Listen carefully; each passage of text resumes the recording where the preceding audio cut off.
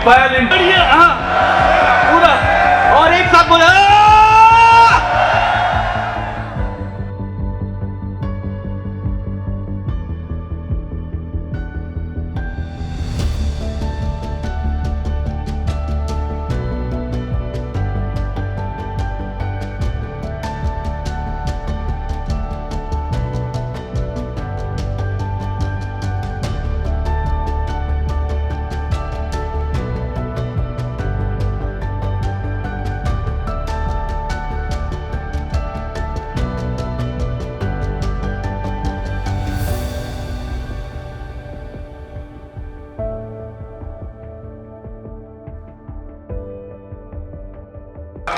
तो हम चाहेंगे अपना स्वधर्म की अगर रक्षा हो तो गुरुकुल सिस्टम और स्ट्रेंथन करना बहुत बहुत जरूरी रहेगा।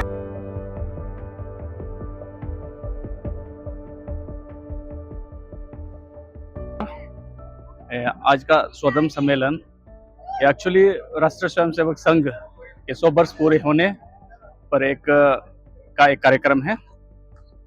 पूरे भारत में इसका मनाया जा रहा है और अरुणाचल में लगभग 30 जगहों पर स्वधर्म सम्मेलन आयोजित होगा और साथ ही साथ कल पहले शुरू हो गया पासीघाट में, आज दूसरा है।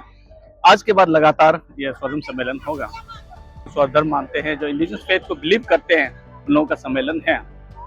स्वधर्म यानी जो भारत इंडिजिनस फेथ मानने वालों का है, इसमें आदि आपातनी और कोई भी जो भारतीय इंडिजिनस को मानने वाले की स्वधर्म सम्मेलन है।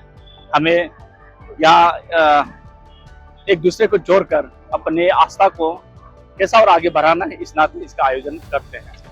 आज के इस सम्मेलन में आदि आपातनी, मुम्पा, बोरो भाई बंधु भी आए थे और निशी, जितने भी जो अरुणाचल के जनजाति के लोग आए थे। और केवल यह आईसीआर जो कैपिटल कॉम्प्लेक्स में रहने वालों के लिए यह आयोजन किया गया था और साथ ही साथ कुछ लोअर सुबनसिरी से आए और कई पांजोर से आए। ये देखिए, इसमें बोरो या उससे मतलब, जब मैंने जो शुरू में कहा कि भारतीय जो इंडिजिनस उन लोगों का यह सम्मेलन है, वो पता चला यहाँ कार्यक्रम हो रहा है, वो आए, उनको बहुत बहुत धन्यवाद। उनको भी पता, उनका भी वो जो बोरो समाज का भी अपने इंडिजिनस है, वो कोई दूसरे जगह दूसरे देश को के उस आस्था को बिलीव नहीं करते, भारतीय आस्था को बिलीव करते हैं। वो खुद आए हैं, इंटरेस्ट लेके आए हैं। तो खासकर मतलब आज का जो कार्यक्रम था वो बस अरुणाचल का इंडिजिनियस का ऊपर नहीं, पूरा देश का इंडिजिनियस का ऊपर में लेके आप लोग के आयोजन किया गया था। देखिए, अरुणाचल खासतौर से कैपिटल कॉम्प्लेक्स में बहुत सारे जो भारत के लोग रहते हैं, जैसे मैंने अभी जिक्र किया बोरो, यहाँ असमीज के लोग भी आए होंगे जो भारतीय आस्था मानने वाले। कैपिटल में तो बहुत सारे लोग हैं, मिले जुले हैं। या केवल जैसे कि पासीघाट में खासतौर से कल आदि लोगों का टारगेट था, हमारे यहाँ वो नहीं कर सकते। यहाँ बहुत सारे जनजातियां रहते हैं, उनको यहाँ इनवाइट किया गया है। जो आना चाहते हैं, शामिल होना चाहते हैं, वो शामिल हुए हैं। आज का जो स्वधर्म सम्मेलन जी है, ये शताब्दी वर्ष की चलते राष्ट्रीय स्वयंसेवक के यहाँ पे जो हमारा जो मोटिव था कि हम अपने को पहचानना जरूरी है, खुद को स्टडी करना जरूरी है और हम अपने को जानते हुए हमें और हमारा कदम क्या होना चाहिए इन द फ्यूचर में। और जब हम खुद अपने को जब परखते हैं, बोध करते हैं, तो हमको यह भी जानना जरूरी है कि हमारे शत्रु बोध भी उनके साथ साथ चलना चाहिए, क्योंकि हमारा चैलेंजेस हमारे शत्रु के ऊपर है। शत्रु खुद भी हो सकते हैं और शत्रु हमारे आसपास भी हो सकते हैं। शत्रु बहुत सारे लोग होते हैं। आज का प्रोग्राम सक्सेसफुल हुआ, आप लोग क्या क्या एजेंडा था आज का? आज का प्रोग्राम सक्सेसफुल रहा है। यहाँ पे जो जितने भी पार्टिसिपेंट्स रहा है, उनका सहयोग, उनका आना सबसे नंबर 1 है। यहाँ पे जितने भी लोग पधारे हैं, उन सभी को धन्यवाद है। और अपने बीच हमें अपने अरुण कुमार जी से सुनने को मिला, जो हमारे आज की नोट स्पीकर थे, और बहुत कुछ सलीके हुए, बहुत ही डिटेल वे में हमें जानकारी दी, संघ के बारे में बताया और हमें क्या करना चाहिए और हमारी सक्सेस किस वे में जाना चाहिए, हमारा अपना संस्कृति इसको बचाए रखने का क्या क्या हमें करना है, इसके बारे में हमने सुना। तो सर, अभी ये प्रोग्राम का छोड़ के दूसरा एक बात है, अफरा का अभी तक क्या स्टेटस है? अफरा तो स्टेटस तो अफरा तो हो जाएंगे।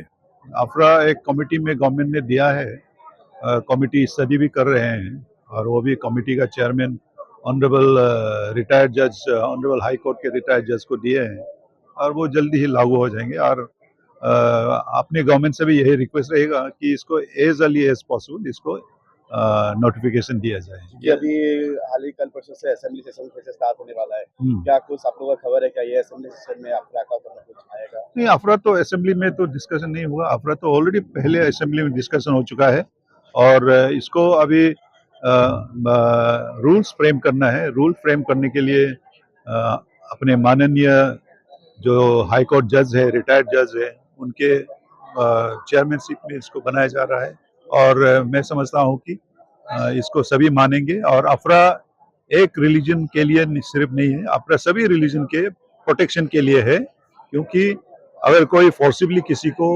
कन्वर्ट करता है उसके अगेंस्ट में है।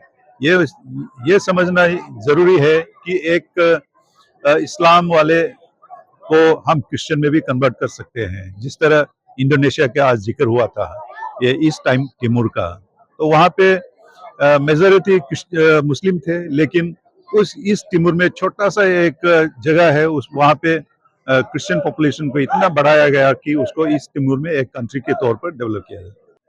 मैं एज ए इप्सा प्रेसिडेंट मैं तो ये समझूंगा कि ये जो पुदुंग है ये तो चिरकाल से है हमारे निशी भाई लोगों का। ये हमेशा बस्ती में पहनते हैं और उसके पुदुंग कब पहनाया जाता है, कब से पुदुंग पहनने का एक अपने समाज में जो होता है वो सभी को पता है। और क्रिश्चियनिटी अगर निशी भाई में आया तो कितने हुआ, 30-40 साल हुए होंगे, लेकिन ये पुदुंग तो चिरकाल से है, इतने पूरा पहले से है। और पुदुंग तो निशी भाई का ये कल्चर भी रहा है, ट्रेडिशन रहा है और ये इस पे हमारा फेथ भी जुड़ा हुआ है। अभी जो पुदुंग जो लगाते हैं उसमें पहले तो हमारे यहाँ जंगल हुआ करते थे और वहाँ पे जो आप बोपो में जो डालते हैं वो तो नेचुरल वाला लगाते थे। अभी तो उसको हम लोग आर्टिफिशियल वाला बना के रखते हैं क्योंकि हमें पर्यावरण को भी सुरक्षित करना है। हमारे साथ में जितने भी पेड़ पौधे हैं, जंगली जानवर है, पशु पक्षी है, सभी का हमको उसका संरक्षण करना है। उसके चलते इस थोड़े से अपने रीति रिवाज से हटकर ये इसको आर्टिफिशियल वे में वो बोपो में डाला गया है। ये तो निशी के बहुत जमाने से है।